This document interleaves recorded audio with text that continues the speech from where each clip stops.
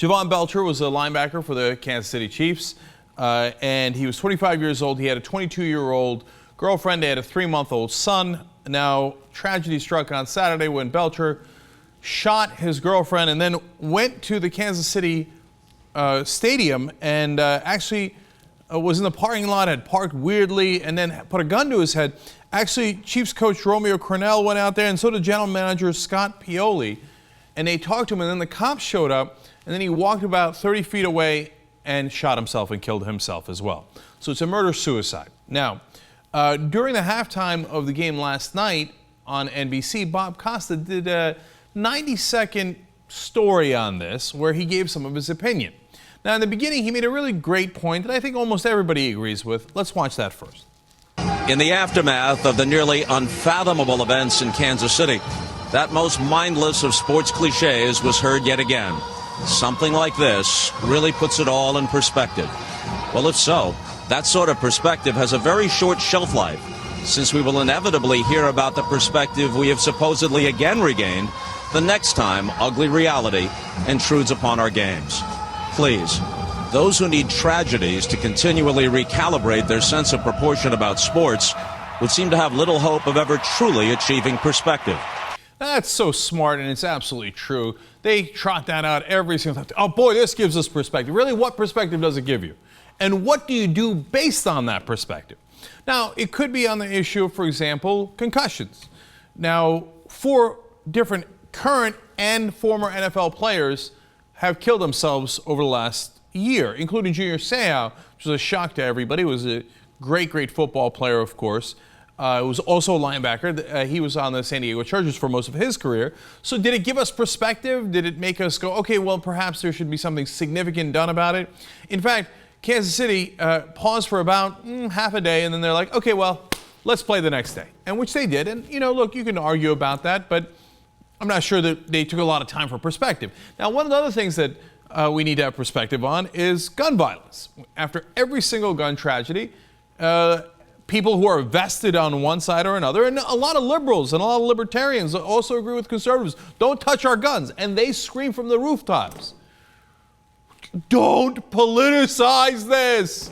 Now think about what that means. It means that you take, if you were to quote unquote politicize it, you take legislative action so that you can maybe help to fix the situation. Now, whenever you take legislative action in other areas, nobody screams don't politicize it. In this case, though, if you want to fix it, don't politicize it. So Bob Costas then said this, and he was quoting a writer out of Kansas City named Whitlock. And, of course, this is where the conservatives got very angry. Let's watch.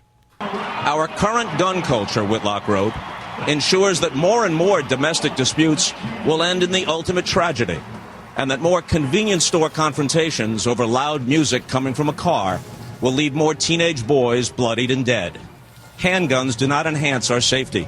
They exacerbate our flaws, tempt us to escalate arguments, and bait us into embracing confrontation rather than avoiding it. In the coming days, Jovan Belcher's actions and their possible connection to football will be analyzed. Who knows? But here, wrote Jason Whitlock, is what I believe. If Jovan Belcher didn't possess a gun, he and Cassandra Perkins would both be alive today. Now, that is nearly indisputably true. But nonetheless, the whole conservative, not just blogosphere, and again, it's not just conservatives, it's all liberal gun owners too. No, don't touch my guns under any circumstances. No, it could have been other reasons. It could have been a lot. They could have been killed either way.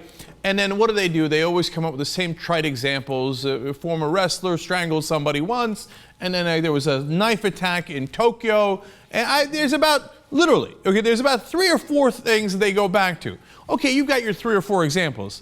I've got thousands upon thousands. I've got hundreds of thousands of examples of guns killing people. And by the way, what a ridiculous idea that we should have an unlimited right to guns. All right, so great. So does that mean the founding fathers understood that in order to have a well-regulated militia, we all need rocket-propelled grenades, RPGs? And by the way, if you believe in your right to arms, nuclear weapons are nuclear arms. Do you believe we should all have nuclear weapons? Wouldn't we all be safer if you all knew that everybody at the bar or everybody at the game or everybody at work or everybody at a church had a nuclear weapon? Well, then, of course, nobody would press it, right? Right? Should we give them all nuclear arms? And of course, when you take that on a global scale, we say, oh my God, Iran having nuclear arms is the most dangerous thing in the world. Why? If arms are so great, shouldn't everybody have them? Well, apparently, shockingly enough, it turns out Fox News does not agree. They were shocked and chagrined at Bob Costas' comments, so here comes the doofuses at Fox and Friends.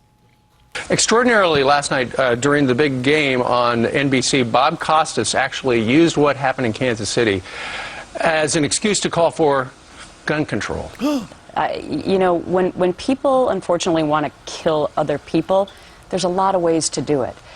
So I don't know, you know, would the rage have come out in a different way? Would he have strangled her?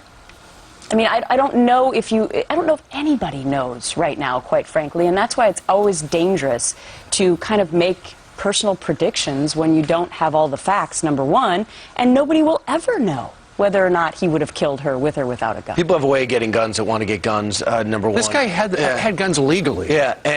Illegally? No, Legally. You have a way of getting them if they were illegal. And number two is, I just don't know if it's appropriate enough on a Sunday night, less than 24 hours after the guy took his own life and killed his girlfriend and the mother of his baby, to make that stance. Although he was quoting another columnist in doing so, I don't really think we needed to hear that last night. Yeah, I think you're right. Oh, I'm sure that you guys all agree. I love the irony of Fox News worrying about politicizing events, which of course Fox News would never do on any issue. And when is it right to talk about it? Can we talk about Aurora shootings now? Can we talk about all the different shootings? Can we talk about the Gabby Gifford shooting? Now, you won't do that. Why? It's not news. So when it is news, oh, how dare you politicize it? When it's not news, well, it's not news. So we can never talk about gun control. And I love the little confusion there on illegal and illegal. Well, anybody can get it illegal, right? This guy got it legal. Oh, you sure legally? Oh, well, no. Oh, well. Anyway, let's move on from that. Anyway, you can kill people in any way. Oh, really? Let me show you an interesting graph. This is assault deaths per 100,000 people in the population. So it's per capita. You understand? All those little red lines down there, that's other countries.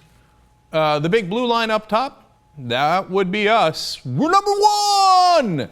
We kill people more efficiently and more stridently than any other country by a country mile. We're killing them, literally. Why? Could it be that we have so many more guns? And by the way, per capita, we're also number one in amount of guns in the world. 90 guns for every 100 people in America. Yemen is number two at 61. Okay? We have all these guns, so we have more people dying during assaults. No, well, you could have strangled them. Yeah, maybe they could have strangled them in one of those countries with the red lines. That's why their numbers are low. And since we all have guns, our numbers are high. Come on, everybody knows that. Even if you believe it's a constitutional right and you say, hey, look, freedom has a price, okay, at least be honest about it and say that. Say, I know more people are going to die with everybody having guns, but I think it's worth it because we need to defend ourselves, etc. But don't make this ridiculous argument that more guns don't lead to more violence. The facts are absolutely it. Now, of course, that's not going to stop conservatives, so here they go. First, let's start with Matt Yoder. He's at awfulannouncing.com. I don't know what his political leanings are, but he makes an okay point, but I think it's wrong, but at least it's not as offensive as the others. He says, regardless of the topic, the larger point is that Costas' editorializing needs to be saved for a more fitting platform like Costas' Tonight or Rock Center. So he says, yes, it could be in a different forum. But, of course, they always object to you doing it at any time, in any place, normally.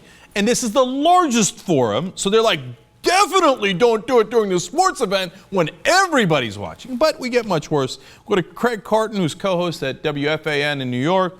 I thought the beginning of it was very thoughtful, poignant. Of course, there's no controversy there. But when you go down that road of the whole gun control debate, which we're not getting into in this show ever, to me, not the place for it. These sports announcers are all tough guys. Oh, fire the coach, do this. Oh, replace the quarterback controversy.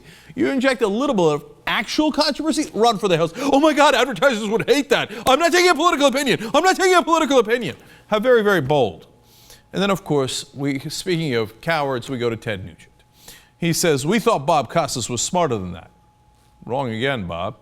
Only fools blame tools instead of human failings. Shame, Bob, shame. I love the idea of Ted Nugent talking about shame. Of course, you remember the story of how he got out of the Vietnam War. He crapped himself, literally. walked around in his own ways for, I think, about a week. And then he went in and they declared him crazy so that he wouldn't have to serve in Vietnam. That's the kind of coward Ted Nugent is. He's talking about other people's shame. Please. You know, Ted, if you wanted to use a weapon, you could have gone to Vietnam. All right, and Fox News is not done with all this yet. In the end, of course, there's going to be talk of firing Bob Costas.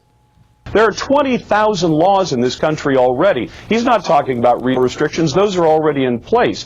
But when you say you shouldn't be fired for casting an opinion, ask Don Imus about that. He was fired for saying something incredibly stupid and incredibly degrading. Remember Hank Williams about made those comments? or Hank Williams. And he got fired from the NFL. I'm sorry, are we really comparing wanting gun laws to saying racist things? I mean, so Just I'm saying now that like controversial comments have led to termination. I know, but like there has to be some allowance for people to have. You know, hold on.